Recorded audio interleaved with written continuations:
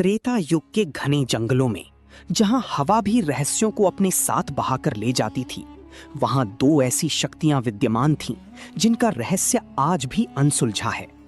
एक तरफ थे बाली, जिनका नाम सुनते ही पर्वत कांप उठते थे, और दूसरी ओर थे जामवंत, जिनकी गहराई को स्वयं समय भी नहीं माप सका। कहते हैं कि बाली केवल एक योद्धा नहीं था, वो चलता फिरता विनाश था। उसे ऐसा वरदान प्राप्त था कि जो भी उसके सामने युद्ध के लिए खड़ा होता, उसकी आधी शक्ति अपने आप बाली के भीतर समा जाती। सोचिए, कोई भी योद्धा, चाहे वो कितना ही बलशाली क्यों ना हो, जैसे ही बाली से लड़ने आता, वो खुद कमजोर हो जाता और बाली पहले से भी अधिक शक्तिशाली।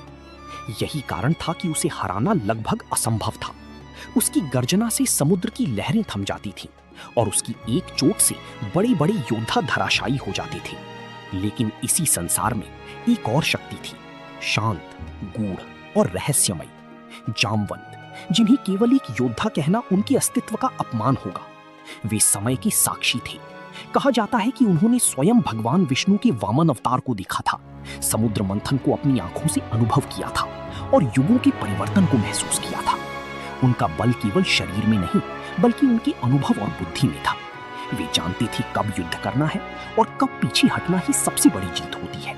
इसी बीच एक और नाम पूरी सृष्टि में भय का कारण बना हुआ था, लंका का राजा रावण। अपने अहंकार में डूबा हुआ रावण जब पूरी पृथ्वी को जीतने निकला, तो उसके सामने एक चुनौती बनकर खड़ा हुआ बाली। रावण ने सोचा, एक वानर मेरा क्या बिगाड़ सकता है? लेकिन ये उसकी सबसे बड़ी भूल थी। जब उसने बाली को युद्ध के लिए ललकारा, उस समय बाली पूजा में लीन था। रावण ने मौका देखकर पीछे से हमला किया और अगले ही क्षण कुछ ऐसा हुआ जिसकी कल्पना भी नहीं की जा सकती।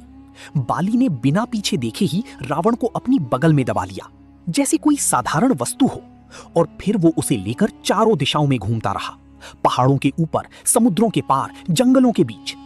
रावण, जो स्वयं को त्रिलोक विजेता मानता था, उस दिन एक बंदी बन गया। अंत में उसे अपनी हार स्वीकार करनी पड़ी। ये घटना आज भी बताती है कि बाली की शक्ति किस स्तर की थी। लेकिन कहानी यहीं समाप्त नहीं होती, क्योंकि दूसरी ओर जामवंत की एक और रहस्यमयी कथा छिपी हुई है।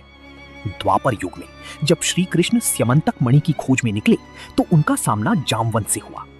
ये कोई साधारण युद्ध नहीं था, ये दो युगों की शक्तियों का टकराव था। ये युद्ध एक दिन, दो दिन नहीं, पूरे 28 दिनों तक चला। हर प्रहार में गूंजता था अनुभव और दिव्यता का संघर्ष।